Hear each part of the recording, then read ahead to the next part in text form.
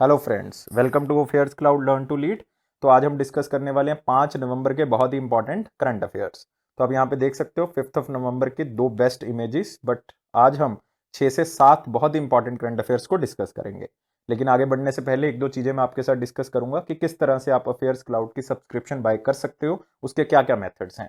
और आपके पास दो मेथड हैं दोस्तों, या तो आप सीधा साइट को विजिट करो affairs cloud slash current affair, या फिर आप इस वीडियो के डिस्क्रिप्शन बॉक्स में जा सकते हो। इस वीडियो के डिस्क्रिप्शन बॉक्स में एक लिंक गिवन होगा, उसके ऊपर क्लिक करोगे तो सीधा ही आप सब्सक्रिप्शन एरिया में पहुंच जाओगे। तो आपको क्या मिलेगा सब्सक्रिप्शन के अंदर? आपको डेली करंट अफेयर्स मिलेंगे गाइस, एक वीकली पीडीएफ्स मिलेंगे आपको जो वीक वाइज अरेंज्ड हैं। जैसे कि आप देख सकते हो ये अगस्त महीने का है, तो उसमें आपको अरेंज किया हुआ दिख रहा है। वीकली टेस्ट मिलेंगे ताकि आप अच्छे से रिवाइज कर सको और अपने आप को इवेल्युएट कर सकते हो कि कितना हमें आता है और कितना कम याद रख पाते हैं। मंथली पीडीएफ्स मिलेंगी गाइस। मंथली पीडीएफ के में आपको एक पीडीएफ नहीं मिलेगी, 5 पीडीएफ मिलेंगी, जिसमें एक पीडीएफ में टॉप 100 करंट अफेयर्स होंगे, एक बैंकिंग इकोनॉमी और फाइनेंस से रिलेटेड होगी जिसमें कि जो बैंकिंग के एग्जाम देते हैं बच्चे उनके लिए बहुत ही ज्यादा इंपॉर्टेंट है। पॉकेट पीडीएफ मतलब कि आप करंट अफेयर्स को बहुत जल्दी से रिवाइज कर सकते हो before your exam. And question and answer PDF कि जितने भी महीने के करंट अफेयर्स हैं उनको क्वेश्चन एंड आंसर की फॉर्मेट में हमने कवर किया हुआ है ताकि फटाफट क्वेश्चन को रिवाइज कर सको और रिटेन कर सको। और ये सारा पैकेज आपको बहुत ही मिनिमल कॉस्ट पे मिल रहा है। एक बार आप विजिट करो साइट को, आपको खुद ही सरप्राइज मिलेगा कि इतने कम प्राइस पे हम ये सारी चीजें आपको प्रोवाइड कर रहे हैं। और इसके ऊपर भी हम आपको 10% एक्स्ट्रा डिस्काउंट दे रहे हैं। अगर आप इस कोड को यूज करोगे H10 को, तो आपको 10% एक्स्ट्रा डिस्काउंट जो है वो मिलेगा। और ये करंट अफेयर्स हिंदी और इंग्लिश दोनों लैंग्वेज में अवेलेबल है। तो हम स्टार्ट करते हैं फिर 5 नवंबर के हमारे करंट अफेयर। और पहला करंट अफेयर हमारे पास क्या है? Indian railways has tied up with which institute to improve its operational efficiency using digital tools. मतलब सिंपल सा क्वेश्चन है कि इंडियन रेलवे ने कौन से इंस्टीट्यूट के साथ टाई अप किया है कि हम जो हैं वो अपने रेलवे के जो संसाधन हैं उसको हम आर्टिफिशियल इंटेलिजेंस के साथ क्या कर सकें, टाई अप कर सकें। हम नए टूल्स को जो कि डिजिटल टूल्स हैं उनका यूज कर सकें और रेलवे को बेहतर बना सकें। तो ये टारगेट जो है वो रख के इंडियन रेलवे चला है। इसके लिए बाय डिफॉल्ट आपको किसी एक ऐसे इंस्टीट्यूट के साथ टाई अप करना पड़ेगा जो इसमें जो है वो क्या हो, सक्षम हो। तो बहुत इंपॉर्टेंट हो गया गाइस। और इसका आंसर क्या है? Indian school of business. याद रखना है, इंडियन स्कूल ऑफ बिजनेस जो कि कहां पे है, हैदराबाद में। तो उनके साथ ये टाई अप हुआ है कि जो भी डाटा जनरेट होगा इंडियन रेलवेज का उसको एनालाइज कौन करेगा? इंडियन स्कूल ऑफ बिजनेस करेगा। चाहे वो ट्रेन ऑपरेशन से रिलेटेड डाटा हो, चाहे वो कोई सामान लेके आने जाने वाला डाटा हो, चाहे वो कोई पैसेंजर रिलेटेड डाटा हो, उनको सबको एनालाइज कौन करेगा? इंडियन स्कूल ऑफ बिजनेस करेगा। फिर ये डाटा सारा निकाल के वो दिया जाएगा और नई ट्रेन को स्टार्ट करना है, पैसेंजर रिजर्वेशन सिस्टम को किस तरह से इंप्रूव करना है, ये सारी जानकारी जो है वो इंडियन स्कूल ऑफ बिजनेस जो है वो बना के देगा। तो इसका मतलब इसमें आर्टिफिशियल इंटेलिजेंस, नई टेक्नोलॉजी का, डाटा एनालिटिक्स का यूज किया जाएगा ताकि इंडियन रेलवे को और भी बेहतर बनाया जा सके। तो गाइज याद रखना है, Indian school of business Hyderabad. और इंडियन रेलवेज के लिए एक बहुत ही इंपॉर्टेंट क्वेश्चन मैं आपको बताने जा रहा हूं, जो बच्चे बैंक का एग्जाम देंगे उनके लिए बहुत ज्यादा इंपॉर्टेंट है कि इंडियन रेलवेज के जो सीईओ हैं, क्योंकि पहली बार हुआ है कि इंडियन रेलवेज के सीईओ बनाए गए हैं, और वो कौन है? विनोद कुमार यादव। भाई याद रख लियो इस क्वेश्चन को, इंपॉर्टेंट है। 90% चांस है अकॉर्डिंग टू मी कि ये क्वेश्चन आएगा, 90% चांस है। और इंडियन रेलवेज का हेडक्वार्टर आपको पता ही है कि कहां पे है, इंडियन रेलवेज का हेडक्वार्टर न्यू दिल्ली में है। तो और एक चीज और बता देता हूं आपको कि इंडियन रेलवेज एक सेंटर ऑफ एक्सीलेंस बनाएगी इस चीज के लिए कि किस तरह से आईएसबी हमारी हेल्प करेगा। एक सेंटर ऑफ एक्सीलेंस बनेगा जिसमें आर्टिफिशियल इंटेलिजेंस टूल्स होंगे और 3 महीने के अंदर अंदर उसको बनाने की कोशिश जो है वो की जा रही है। क्लियर? तो ये था हमारे पास इंपॉर्टेंट क्वेश्चन। आप देख सकते हो पिक्चर के अंदर इंडियन स्कूल ऑफ बिजनेस और रेलवेज के बीच में टाई अप हुआ है कि हमने आर्टिफिशियल इंटेलिजेंस का यूज करना है ताकि हम अपनी एफिशिएंसी इंक्रीज कर सकें। नेक्स्ट क्वेश्चन आते हैं। Which country hosted 8th meeting of the India UAE high level joint task force on investment? तो आपको पता है कि कोविड-19 के कारण जिस तरह की सिचुएशन चल रही है हर कंट्री के अंदर, की स्लो डाउन चल रहा है, जो मेन सेक्टर्स हैं वो डाउन है इस टाइम पे इकोनॉमी, जो भी इकोनॉमी है उसको स्ट्रेंथन करना है हमने।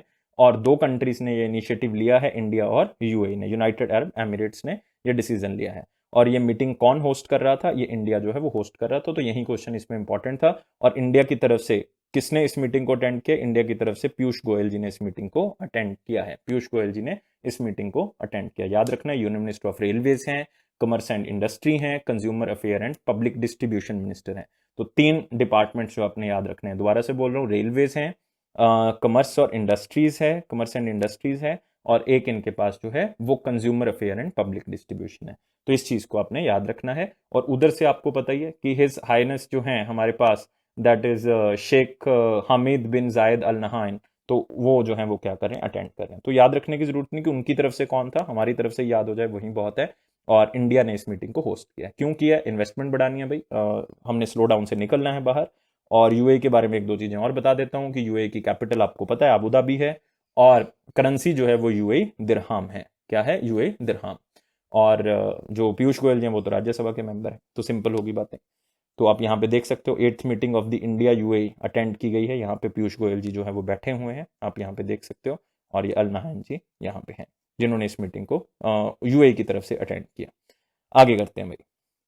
India provides 1 billion tranche to which country for housing reconstruction project.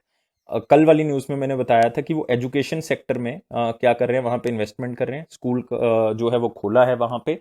तो आप आइडिया लगा सकते हो, अगर आपने कल वाला लेक्चर अटेंड किया है तो इसका मतलब आंसर क्या होगा गाइस? नेपाल होगा।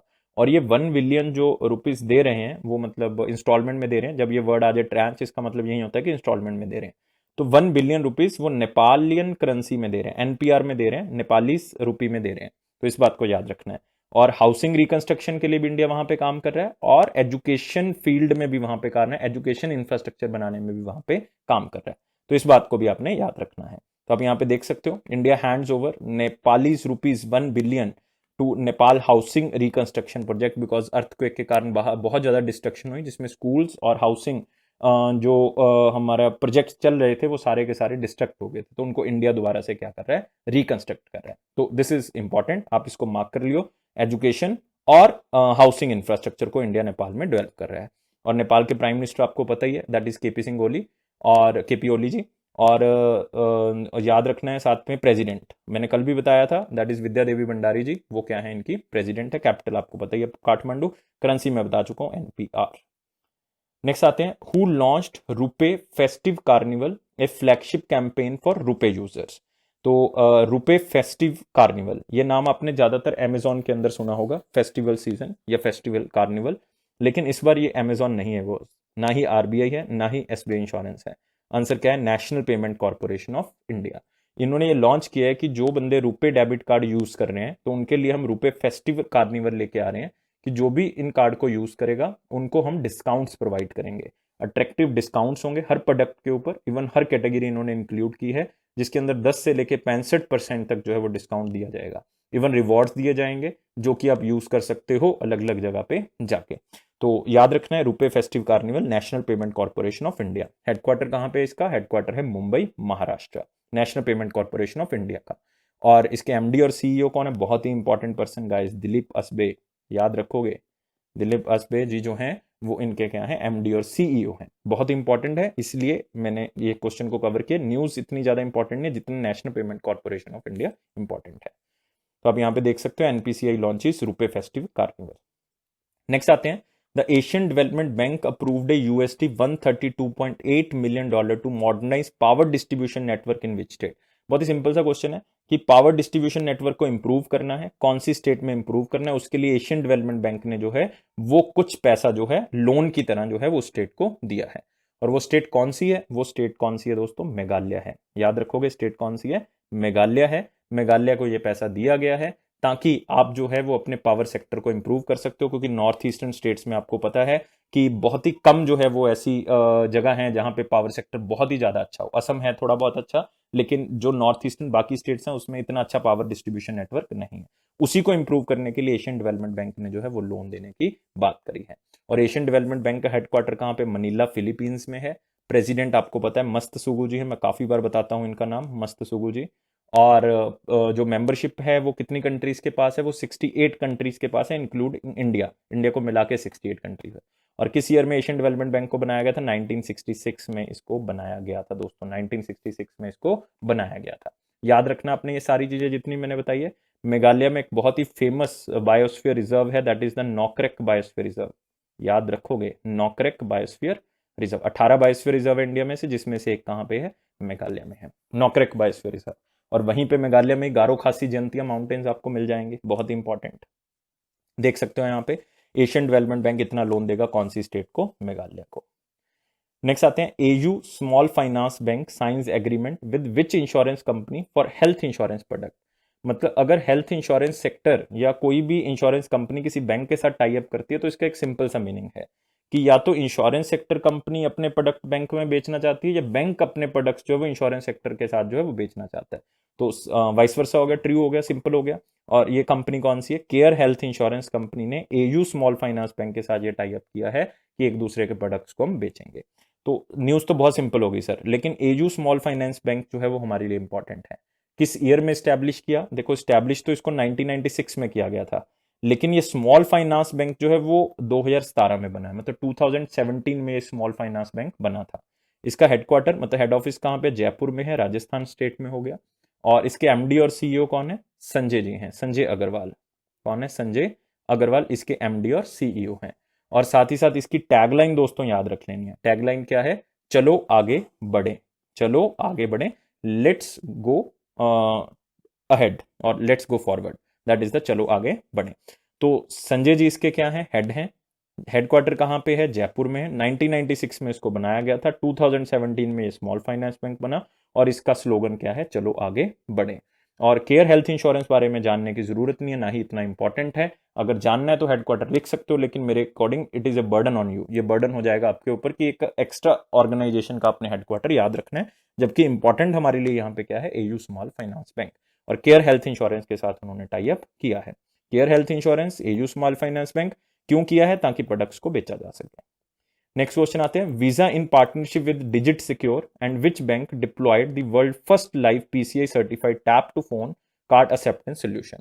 नाउ देखो भाई, ये बहुत ही इंपॉर्टेंट है। कोविड-19 के कारण अब आप टच नहीं कर सकते किसी चीज को, जिसके कारण ये एक ऐसा वर्ल्ड का पहला ऐप जो है वो डिजाइन किया गया है कि आपको जिनके पास मशीन्स नहीं है, वो PS point of sale machines होती हैं, तो वो यूज नहीं कर रहे हैं, या उनके पास नहीं है, तो वो क्या करेंगे? एक ऐप डाउनलोड करेंगे।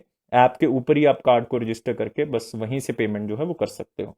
तो ये तीन इसमें इन्वॉल्वमेंट है कंपनीज की। एक तो डिजिट सिक्योर है, एक बैंक है, और तीसरा कौन है? वीजा कंपनी है। तीसरी कौन सी है? वीजा कंपनी है। तीनों ने मिलकर जो है वो इसको क्या किया है? स्टार्ट किया है। तो बैंक कौन सा है ये बताना था। बैंक कौन सा है? HDFC guys. कौन सा बैंक है? HDFC। और गाइस HDFC आपके लिए बहुत ही ज्यादा इंपॉर्टेंट हो गए, क्योंकि HDFC के जो सीईओ हैं वो चेंज हो गए हैं। वो पहले आदित्य पुरी जी थे, अब कौन है? शशिधर जगदीशन जी हैं। कौन है? शशिधर जगदीशन जी, पहले आदित्य पुरी थे। टैगलाइन आपने याद रखनी है HDFC की, वी अंडरस्टैंड योर वर्ल्ड। और किस ईयर में बनाया गया था? 1994 में बनाया गया था। हेडक्वार्टर कहाँ पे है इसका? मुंबई महाराष्ट्र में है। कहाँ पे? मुंबई महाराष्ट्र। तो याद रहेगा आपको, फोन कार्ड जो है वो इन्होंने स्टार्ट किया है, बहुत ही इंपॉर्टेंट है। और कल मैंने ये बताया था कि फाइनेंशियल सेक्टर में सबसे टॉप की कंपनी कौन सी है? HDFC है। एशिया मनी की तरफ से ये सर्वे किया गया था, उसमें भी HDFC का पहला रैंक था। तो यहाँ पे देख सकते हो, वीजा, HDFC और डिजिट सिक्योर तीनों कंपनीज ने ये ऐप को मिलकर बनाया है, ताकि आप ऑनलाइन ही मतलब ऐप के थ्रू ही पेमेंट को ट्रांसफर कर सकते हो। मतलब कार्ड जो है वो वहीं पे शो हो जाएगा, कार्ड के थ्रू ट्रांसफर होगी। ऐसे तो बहुत सी एप्लीकेशन है जिसमें आप पैसे को ट्रांसफर कर सकते हो, लेकिन कार्ड को ही स्वाइप करके जो है वो आप क्या कर सकते हो? वहां पे यूज कर सकते हो इसको। नेक्स्ट आते हैं, which Indian elected in the board of international dairy federation. ये बहुत ही इंपॉर्टेंट ऑर्गेनाइजेशन है गाइस, इंटरनेशनल डेयरी फेडरेशन। क्यों इंपॉर्टेंट है? क्योंकि इंटरनेशनल डेयरी फेडरेशन जो है वो पूरे वर्ल्ड के जितने भी डेयरी बोर्ड्स हैं उनको कंबाइन कर लेता है, तो उसको कहते हैं इंटरनेशनल डेयरी फेडरेशन। इसका हेडक्वार्टर कहाँ पे? जिनेवा स्विट्जरलैंड में है। कहाँ पे? Geneva Switzerland. काफी बच्चे यही जानते हैं कि जिनेवा स्विट्जरलैंड है, लेकिन भाई ये आंसर इसलिए मैंने लिखा है क्योंकि ये गलत है। IDF का हेडक्वार्टर जो है वो जिनेवा स्विट्जरलैंड में नहीं है। इंटरनेशनल डेयरी फेडरेशन का हेडक्वार्टर कहाँ पे है? ब्रसल में है, बेल्जियम में। ये बहुत पहले मैंने न्यूज को कवर किया था, तब भी बच्चों ने जिनेवा स्विट्जरलैंड बताया था। वो कहते हैं कि सर दूध ज्यादा जो है वो स्विट्जरलैंड में होता है, इसलिए जिनेवा स्विट्जरलैंड। गलत है, ब्रसल्स में है। अगर ब्रसल ना आया ऑप्शन में तो बेल्जियम तो आएगा ही आएगा। कैसे याद करें? यूरोपियन यूनियन आपको याद रहेगा, यूरोपियन यूनियन का हेडक्वार्टर भी कहाँ पे? ब्रसल्स बेल्जियम में है। तो इसका भी हेडक्वार्टर कहाँ पे? ब्रसल्स बेल्जियम में है।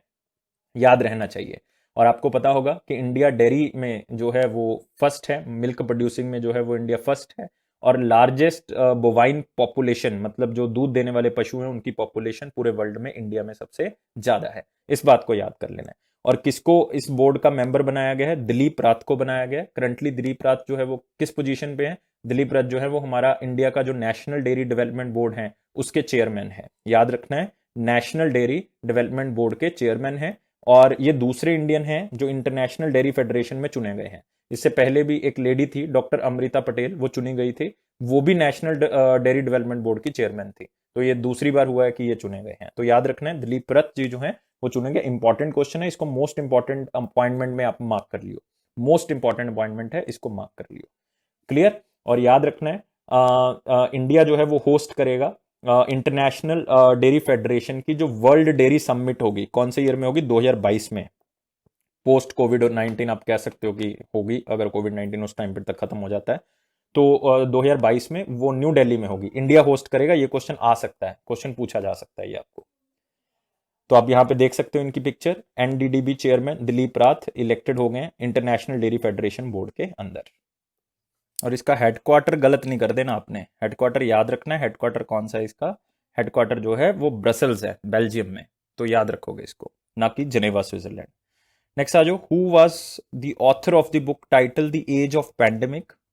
ये जो है वो कोविड 19 से जुड़ा हुआ नहीं है, ये जो है वो 1870 और 1920 के बीच में जो इंडिया में पैंडेमिक्स आए हैं, वो किसी भी हो सकते हैं, कॉलरा हो सकता है, कोई इन्फ्लुएंजा है, कोई बीमारी है, तो उसने इंडिया और पूरे वर्ल्ड को किस तरह से शेप किया है। क्योंकि ये माना जाता है कि जो इस टाइम पीरियड पे पैंडेमिक आए हैं ये कोविड 19 से भी जो है वो बड़े थे। इवन जो 1918 में एक पैंडेमिक आया था इंडिया में, इन्फ्लुएंजा था, तो वो क्या था? एक वायरस टाइप था। तो उसके अंदर वर्ल्ड वॉर 1 में जितने लोग मरे थे उससे भी ज्यादा लोग जो है वो मरे थे। तो ये बुक जो है वो किसने लिखी है जिसमें ये सारी चीजें बताई हुई हैं? तो ये बुक दोस्तों किसने लिखी है? ये लिखी है चिन्मय तुम्बे ने। तो अगर थोड़ी सी प्रोनाउंसिएशन में दिक्कत है तो आप एक बार ऑप्शन को चेक कर लियो, अदरवाइज चिन्मय तुम्बे मेरे ख्याल से प्रोनाउंसिएशन सही है। तो आप ओनली चिन्मय से भी याद कर सकते हो, तो उससे भी आंसर क्लियर हो जाएगा आपका।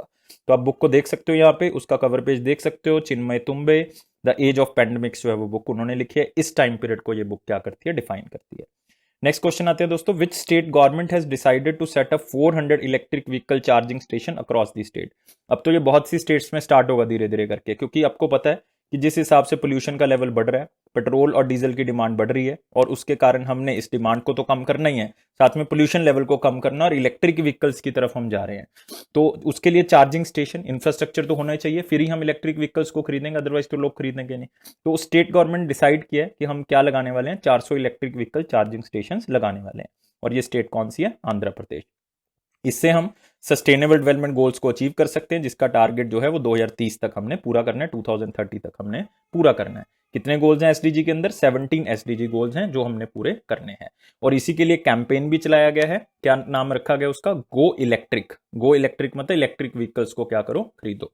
और गाइज आंध्र प्रदेश आपके लिए बहुत ही फेमस है स्टेट। क्यों फेमस है? यहाँ पे है नागा अर्जुन सागर डैम। कौन सी रिवर के ऊपर? कृष्णा रिवर के ऊपर। यहीं पे है नागा अर्जुन सागर नेशनल पार्क। यहीं पे है विशाखापट्टनम पोर्ट, बहुत ही famous.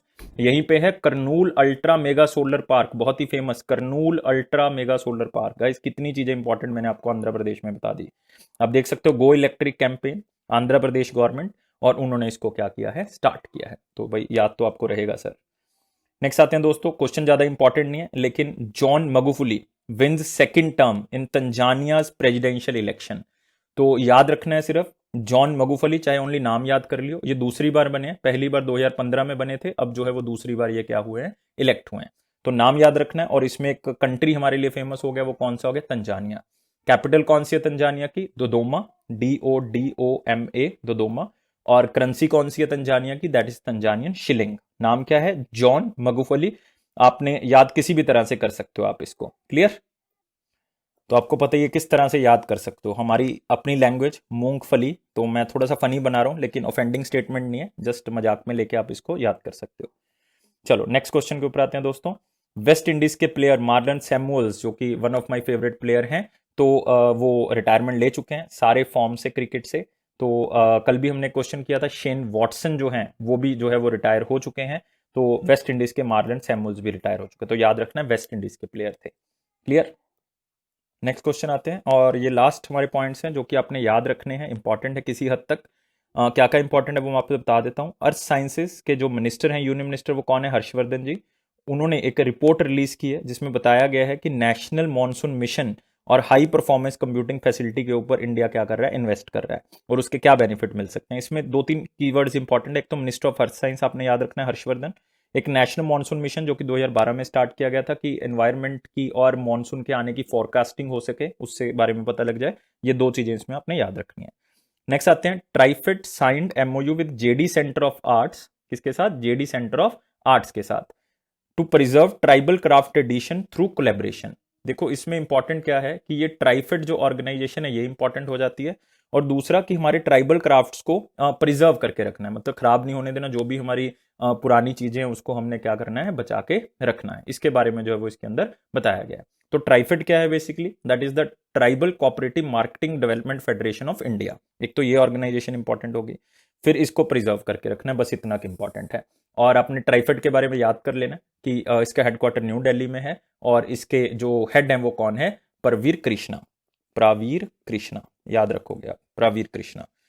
Next, India and gulf corporation council troika held their annual political dialogue. मतलब दोनों के बीच में मीटिंग हुई है, लेकिन हमारे लिए इंपॉर्टेंट क्या है? गल्फ कॉर्पोरेशन काउंसिल क्या है? गल्फ कॉर्पोरेशन काउंसिल वो एक ऑर्गेनाइजेशन है जो कि अरेबियन पेनिनसुला के अंदर 6 कंट्रीज आती हैं, उनके ग्रुप बना हुआ है। पॉलिटिकल और इकोनॉमिक लेवल पे उन्होंने क्या किया हुआ है? एक दूसरे को ज्वाइन किया हुआ है कि वो एक दूसरे का साथ देंगे। और वो गल्फ काउंसिल की 6 कंट्रीज कौन सी हैं? वो है बहरेन, याद कर सकते हो अगर करना है, बहरेन, कुवैत है, उसमें ओमान है, कतर है, सऊदी अरेबिया है और यूएई है। तो 6 मैं बोल चुका हूं।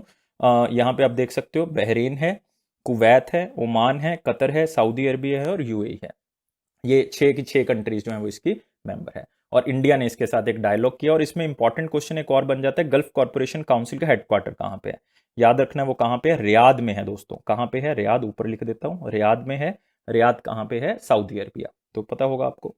नेक्स्ट आते हैं इसके बाद, यूनाइटेड नेशन जनरल असेंबली की एक कमेटी बनाई गई है, किसके ऊपर? न्यूक्लियर डिसआर्मामेंट रेजोल्यूशन के लिए, कि न्यूक्लियर वेपन्स को खत्म करना है हमने, नहीं रहने देना हमने, ताकि कोई भी वॉर ना लग सके, किसी को नुकसान ना पहुंच सके। और उस कमेटी के हेड कौन है? Mister Agustin Santos. याद करोगे फिर से सिंपल वर्ड से, अगस्त से, कि अगस्त में यूनाइटेड नेशन की एक कमेटी बनाई गई थी, किसके लिए? न्यूक्लियर डिसआर्मामेंट। लेकिन बनाई तो अक्टूबर में गई है, लेकिन अदरवाइज याद रखना है सितंबर अगस्त में बनाएंगे, ताकि अगस्त नाम याद हो सके। नेक्स्ट आते हैं, एक नया शिप बनाया गया, उसको लॉन्च किया गया है, मतलब उसको हमने कमीशन कर लिया अपनी नेवी के अंदर। तो उसका नाम क्या है? C452। याद रखना है C452। एक दो बार पढ़ोगे तो नाम ही हाईलाइट हो जाएगा और आपको ऑप्शन के अंदर याद आ जाएगा। तो ये हमारे पास इंपॉर्टेंट पॉइंट्स थे, रिमेंबर। और इंग्लिश करंट अफेयर्स आपको 11 बजे मिल जाया करेंगे। एक दो दिन लगेंगे हमें इस टाइम को मैनेज करने में, क्योंकि हम 11 बजे तक उसको लेके आएंगे धीरे धीरे करके। तो लेट हो रहा है एक दो दिन से, लेकिन अभी हम एक दो दिन के अंदर, इस हफ्ते के अंदर हम पूरी कोशिश कर रहे हैं कि इसको 11 बजे तक ले आएं। और आपका टाइम जो है वो हिंदी करंट अफेयर्स का वो 6 बजे का है, इसको भी हम 6 बजे लेके आने की कोशिश कर रहे हैं। 7 बजे होता था, लेकिन 6 बजे हम इसको लेके आने की कोशिश कर रहे हैं। तो गाइस मेरे ख्याल से आपको वीडियो अच्छा लगा होगा, सब्सक्राइब करें, एंड गाइस 300 लाइक्स हमें प्रोवाइड करें, ताकि हम मैक्सिमम टू मैक्सिमम कंटेंट आपके साथ पहुंचा सकें। एंड ये अफेयर्स क्लाउड का प्रॉमिस है कि आपके कॉन्फिडेंस को बूस्ट करेगा। And guys thank you for watching this video. और मेरा मानना है कि आप अगर करंट अफेयर्स को बहुत अच्छे तरह से पढ़ रहे हो और वीडियो को देख रहे हो, तो इसका मतलब आपका करंट अफेयर सेक्शन 101% स्ट्रॉन्ग जरूर होगा। और दूसरी चीज कि 90% बैंकिंग के एग्जाम में जो करंट अफेयर्स कवर हो रहे हैं, अकॉर्डिंग टू आवर एनालिसिस, हमने अलग अलग बैंकिंग के एग्जाम उठाए और अपने करंट अफेयर के साथ देखे, और आपको हैरानी होगी कि 90% क्वेश्चन जो है वो हमारे करंट अफेयर से कवर होते हैं। और आप भी इसको पढ़ो और आप भी अपना एग्जाम क्लियर करो, यही हमारी इच्छा है। तो गाइस टेक केयर।